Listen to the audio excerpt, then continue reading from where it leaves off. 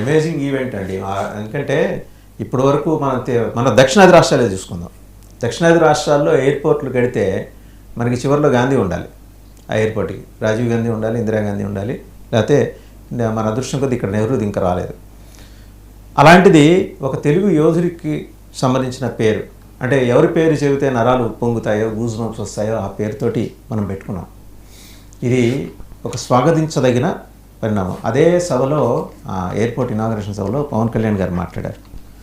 అంటే జాతి మొత్తం ఎలా నిలబడింది ప్రధానమంత్రి వైపు అనేది చెప్పే ఉద్దేశంతో ఆయన మాట్లాడారు. అండ్ సంఘీభావం కూడా చాలా బలంగా, అండ్ ఇట్లాంటి ప్రోగ్రెసివ్ యాక్టివిటీస్ రాష్ట్రంలో జరుగుతున్న విషయాన్ని బలంగా చెప్పుకోగలిగిన స్థాయికి ఈరోజు మనం వచ్చామనేది మనం we have to accept and we have to disseminate also, ప్రజల్లోకి తీసుకెళ్ళాలి.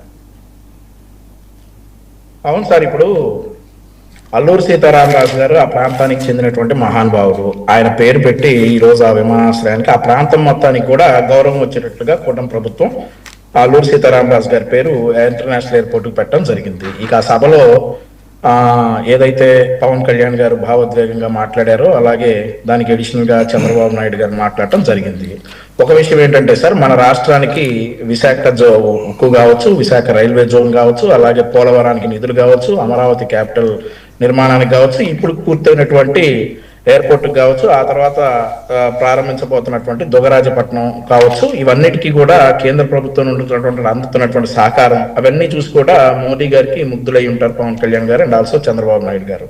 సో అందులో భాగంగానే ఈ మధ్య జరిగినటువంటి విషయాల్లో చాలా మంది మోదీ గారిని మరి మాట్లాడటం జరిగింది. అవన్నీ కూడా ఆయన చూసి భావోద్వేగానికి గురయ్యి మన కోసం ఇంత కష్టపడుతున్నటువంటి వ్యక్తి, పళ్ళున్న చెట్లకే దెబ్బలు తగులుతాయి, ఇంట్లో తండ్రి స్థానంలో ఉన్నటువంటి ఎంత కష్టపడుతున్నా కానీ ఒక పక్క టెర్రరిజం కావచ్చు, లేదంటే మరో పక్క బయట ఉన్నటువంటి దేశాలు కావచ్చు, మన భారతదేశంపై చేస్తున్నటువంటి దాడుల్ని కూడా మన దేశం దాకా రాకుండా చూస్తున్నటువంటి వ్యక్తి అండ్ ఆల్సో ఈ భారతదేశాన్ని మరి అన్ని సంవత్సరాలుగా ఒక సైనికుల్లా కాపాడుతున్నటువంటి వ్యక్తి మోదీ గారిని అలాంటి మాట్లాడటం ఇదిగా ఉందని చెప్పేశారు. అలాగే చంద్రబాబు నాయుడు గారు కూడా ఈ విషయాలన్నిటి కూడా చెప్పి ఆంధ్రప్రదేశ్ స్టాండ్స్ ఫర్ మోడీ అనేటటువంటి ఒక నినాదాన్ని అయితే ఆ రోజు సభలో చెప్పడం జరిగింది. So we are all proud of that. Venkat Reddy గారు, ఆ ఈవెంట్ని సరే దానికి సంబంధించిన మీ వివాదాలు మీకుంటాయి, క్లెయిమ్స్ క్రెడిట్స్ దీని మీద మాట్లాడుకుంటూ వచ్చారు. మేం చేశాము, ఈవెన్ ఎవరు చేసినా ఇది తెలుగు ప్రజలకి సంతోషం కలిగించే ఒక అంశం. గొప్ప ఎయిర్పోర్ట్, రేపు పొద్దున కడప ఎయిర్పోర్ట్ కూడా మీకు గండికోట అనుకుంటా, గండికోట ఆ ఫ్రేమ్ తోటి ఇక్కడైతే ఎగిరే డాల్ఫిన్ మోడల్ని అక్కడ ఎలా చూపించారో అటువంటిది అక్కడ రాబోతుంది. ఈ ప్రోగ్రెస్ మీకు కనపట్టలేదండి? ఎంతసేపు పరస్పరం దూషణలు, ఆరోపణలు, విమర్శలు, తిట్లు, శాపనార్థాలు కాకుండా భలే కనపడింది మొన్న నాకు ప్రోగ్రెస్. అంటే మీరు కూడా మీటింగ్ చూస్తుంటారుగా, ఏం ప్రోగ్రెస్ కనపడిందో నేను చెప్పినా మీరు కూడా చెప్తే బాగుంటుంది. మీరు అన్నారు ఎయిర్పోర్ట్కి సంబంధించి పేరు పెట్టారు. ఎస్, దాన్ని ఎవరు కాదంట్లో అల్లూరు సీతారామరాజు ఇంటర్నేషనల్ ఎయిర్పోర్ట్ అనేది ఎస్ మనకి ప్రైడే, దాన్ని ఎవరు కూడా కాదంట్లో. Point number 1. 2, ఆ ఈవెంట్కి వచ్చిన తర్వాత నరేంద్ర మోడీ గారు ఇదిగో మన రాష్ట్రానికి మేము ఇది చేస్తున్నాం, ఈ రాష్ట్రానికి ఇదిగో ఇది మీకు చేస్తున్నాం, లేకపోతే మన వాళ్ళు ఏమన్నా అడగటం కానీ. ఎందుకంటే మీరు అన్న విశాఖపట్నం రైల్వే జోన్కు సంబంధించిలో కేకే లైన్ మన దగ్గర నుంచి వెళ్ళిపోయింది, 2 గుంటూరు విష్ణుపురం లైన్ సికింద్రాబాద్కి వెళ్ళిపోయింది. ఇట్లా అక్కడ డోను కర్నూలు మధ్య తీసుకొని వెళ్ళి ఏదైతే సికింద్రాబాద్లో వెళ్ళిపోయారు. ఇలా రైల్వే జోన్కి తీవ్రమైనటువంటి అన్యాయం జరిగింది. Point number 1. దాన్ని అడగల. స్టీల్ ప్లాంట్ లో ఇప్పటికే 10,000 మంది ఉద్యోగస్తులను తప్పించేశారు. 34 విభాగాలని ఆల్రెడీ ప్రైవేట్ పరానికి ఎప్పుడో నోటిఫికేషన్ ఇచ్చేశారు. ఇలాంటివన్నీ మనం అడగల. మనం అడిగింది ఏంది? నమో నమో నమో మోడీ గారు మీరు గ్రేట్ అని ఒక ఆయన, మోడీ గారు మీరు గ్రేట్కే గ్రేట్ అని ఇంకో ఆయన, మోడీ గారు మీరు గ్రేట్ లో గ్రేట్ సార్, అసలు మీరు లేకపోతే ఈ భారతదేశం లేదు సార్, అసలు మోడీ మోడీ మోడీ అరవండి అని చెప్పి చంద్రబాబు నాయుడు గారు కేరంతలు పెద్ద పెద్ద కేకలు. ఈ తప్ప మీకు ఏం కనపడింది? ముఖ్యమంత్రిగా ఉన్నప్పుడు రాష్ట్రానికి ప్రత్యేక హోదాతో పాటు రైల్వే జోన్ ఇవన్నీ మేము అడిగాం. మీకు కనపడకపోతే నేనేం చేస్తాను? మీరు ఒకసారి విజువల్స్ ప్లే చేసుకొని చూడండి. మేము ఉన్నప్పుడు మీకు దున్నపోతు మీద వర్షం కూర్చున్నట్టే మీ మోడీ ప్రభుత్వాన్ని అడగటం కంటే దున్నపోతుని అడిగితే కనీసం దాన్ని ఏమైనా రియాక్ట్ అయితే అట్టేయటం తలూపిద్దాం. ఇచ్చారా అని చెప్పి సిగ్గులు అక్కడ మనం మాట్లాడుతున్నాం. 2,10,000 మందిని జనాల సేకరణ, 5,000 బస్సులు, ఆర్టీసీ బస్సులు, 7,000 కార్లు, 3,000 ప్రైవేట్ వాహనాలు, 30 మంది IPSల పర్యవేక్షణలో ఒక 50 కోట్లు పెట్టి ఈవెంట్ పెట్టారు. కనీసం ఒక 50 కోట్లు ఏమైనా వచ్చిందా? ఇందాకంటే ఎయిర్పోర్ట్ కంటే డబ్బులు ఇచ్చిందండి కేంద్ర ప్రభుత్వం, గుండు సున్నా ఇచ్చింది. భోగాపురం అంతర్జాతీయ విమానాశ్రయానికి కేంద్ర ప్రభుత్వానికి సంబంధం లేదు. ఇది రాష్ట్ర ప్రభుత్వం, జగన్మోహన్ రెడ్డి గారి ప్రభుత్వం 1200 కోట్లు డబ్బులు ఖర్చు పెట్టింది, మిగిలిన డబ్బులు జిఎంఆర్ గారు ఖర్చు పెడుతున్నారు. సో మిగిలిన డబ్బులు జిఎంఆర్ గారు ఖర్చు పెట్టి పీపీపీ మోడల్ లో దాన్ని కడతా ఉన్నారు. సో ఎయిర్పోర్ట్ కి సంబంధించి కేంద్ర ప్రభుత్వం రూపాయి ఇవ్వాల. కేంద్రం నుంచి రావాల్సిన నిధులు 2025 సంవత్సరంలో 14,000 కోట్లు కోత, 2024 సంవత్సరంలో 16,000 కోట్లు కోత, 31,000 కోట్లు బొక్కబడింది. ఏంది మనం మీకు ఇచ్చింది? మనం ఇక్కడికి వచ్చి మన ఇందాక పవన్ కళ్యాణ్ గారు నన్ను చాలా ఏడుపు వచ్చింది అన్నాడు. అదేమో మరి మేము మీ తల్లి గారిని తిడితే మీకు ఏడుపు రాదు, నరేంద్ర మోడీ గారిని ఎవరో తిడితే ఏడుపు వచ్చిందంట. మరి పిల్లలు చనిపోతే నీట్ ఎగ్జామ్ ఏదైతే పేపర్ లీక్ అయ్యి మళ్ళీ మీకు ఏడుపు రాదు. ఈ రాష్ట్రంలో మచ్చుమరిలో అత్యాచారం జరిగి హత్య చేస్తే ఇప్పుడు దాకా శవం దొరకపోతే మనకు ఏడుపు రాదు. మరి ఇప్పుడు భలే ఏడుపు వచ్చిందంట. పొగడొచ్చు, ప్రధానమంత్రి గారు పొగడండి, అది ఎగిటి పుట్టేటట్టు పొగడొద్దు, చూసే వాళ్ళకి అసహ్యం కలగకూడదు. మనం ఏది ఇప్పుడు అంతకుముందు ఇదే చంద్రబాబు నాయుడు గారు మాట్లాడే మాట్లాడింది, who is Modi, I'm father of Lokesh. ఎవరు అసలు మోడీ? ఈ మోడీ నరహంతకుడు.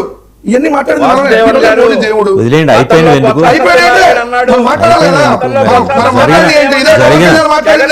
దక్షిణ భారతదేశం వాళ్ళని బీజేపీ పార్టీ కుక్కలాగా చెప్తున్నాడు. మరి ఈ రోజు మనం సాధించిందని తెలియదు. అదే వెంకటరెడ్డి గారు ఎట్లేదయ్యో సోని అమ్మ ఏమో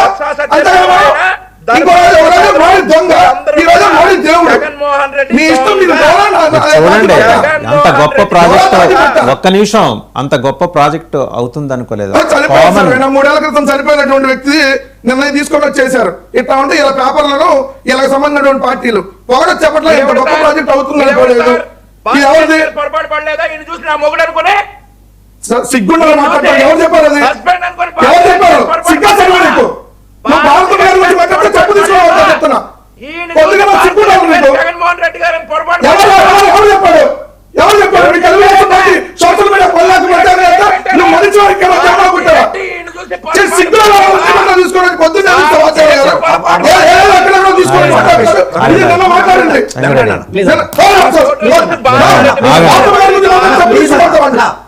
ఎవరి గురించి మాట్లాడొద్దు, పర్సనల్ వెళ్ళొద్దు, వదిలేసేయండి. సరే, ఇప్పుడు మోడీ గారి వివాదం గురించి మనం మాట్లాడుకుందాం అన్నాం. సరే, ఏం జరిగింది ఏంటంటే మనందరికి తెలుసు, నరేంద్ర మోడీ గారు మా ఎన్డీఏ ప్రధానమంత్రి. సో ఎన్డీఏ ప్రధానమంత్రి, ఎన్డీఏ తరఫున భారతదేశానికి ప్రధానమంత్రి, మా ఎన్డీఏ నాయకుడు, మా ఎన్డీఏలో ముఖ్య నాయకుడు. ఇంకా చెప్పు, 3 సార్లు ముఖ్యమంత్రి చేశాడు. వినండి వెంకటరెడ్డి గారు, ఎందుకు ఇంత పర్సనల్ ఏం చేశారని మొహం పెడతారేంటి? ఏం చేశారని అడిగా చెప్పు. ప్రమాణం చేస్తే నవమోహం పెడతాం. చెప్పారు కదా ఫండ్స్ గురించి చెప్పండి సార్. సార్ వినండి, సిచ్యువేషన్ చెప్పిన తర్వాత మా ఎన్డీఏ ముఖ్యమంత్రి, మా ఎన్డీఏ ప్రధానమంత్రి ఏం చేశారు కూడా నేను చెప్తున్నానండి. ఒకసారి వినండి సార్. ఏం జరిగింది? కాక్రోచ్ పార్టీ ఉద్యమం చేసిన తర్వాత అందులో కొంతమంది అరాజక శక్తులు ఉండి కొంతమంది స్టూడెంట్ ని ఇన్ఫ్లుయెన్స్ చేసి మా మోడీ గారి యొక్క తల్లిని కానీ మోడీ గారిని కానీ తెచ్చడం జరిగింది. తిట్టించిన తర్వాత ఆయన చాలా ఫీల్ అయ్యాడు. ఆయన పర్సనల్ కూడా ఇదైన తర్వాత పార్లమెంట్ జరుగుతున్న తర్వాత మొట్టమొదటిసారిగా ఆయన బహిరంగంగా ఒక మీటింగ్ రావటం, అది అందులో ఏపీకి రావటం వల్ల మా ఎన్డీఏలో తెలుగుదేశం పార్టీ, జనసేన ముఖ్య పాత్ర పోషిస్తున్న ప్రధాన పార్టీలు కాబట్టి వచ్చినప్పుడు మా ఎన్డీఏ తరఫున మీరు ప్రధానమంత్రిగా భారతదేశానికి ఉన్నారు కాబట్టి మేము మీతో పాటు ఉన్నాం, వి స్టాండ్ విత్ యూ, మిమ్మల్ని ఎవరేమన్నా పర్సనల్గా ఎంత దూషించినా కానీ మేము మీతో ఉన్నాం అని చెప్పి ఆయనకి ఒక మోరల్ సపోర్ట్గా వాళ్ళు మాట్లాడటం జరిగింది. దీంట్లో మనం తప్పు పట్టాల్సింది ఏమైనా ఉందా వెంకటరెడ్డి గారు? మీరు చెప్పండి.